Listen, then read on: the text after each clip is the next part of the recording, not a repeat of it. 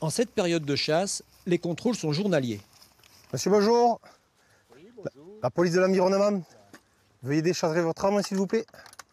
Mais pour les agents de l'OFB, la répression ne fonctionne que si elle est comprise. Alors leur mission, c'est aussi informer. En Diac, la société de chasse propose une journée découverte. Les agents de l'OFB viennent soutenir le discours de prévention présenté lors de la ronde par la présidente. Tout ce qu'elle a dit doit être appliqué à la lettre. Pensez-y, il y a des choses là-dedans qui sont réglementaires, c'est-à-dire que si elles ne sont pas respectées, elles peuvent faire l'objet d'une verbalisation. Et il y a des choses qui sont de l'ordre du conseil et du bon sens. Briefing terminé, les chiens peuvent être lancés. La chasse démarre, accompagnée par ces policiers de l'environnement. On fait autant de pédagogie que de répression. La mission pédagogique, en fait, c'est un des fondements de la sécurité à la chasse.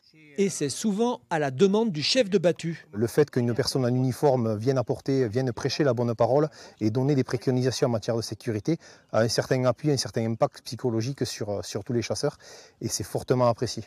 Moi j'ai un regard différent, je ne les prends pas comme des agents de verbalisation. Je pense justement qu'ils sont là pour nous aider justement encore plus à la sécurité parce que moi la sécurité et une vie humaine c'est très important et je pense que justement leur place elle est parmi nous.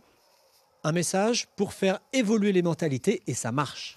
Je ne m'attendais pas à quelque chose d'aussi encadré et très sécurisé. Moi je pensais qu'il y avait juste un petit checking au début et après chacun faisait sa vie mais au final non. Dans le Tarn, 15 agents de l'Office français de la biodiversité assurent cette mission au quotidien.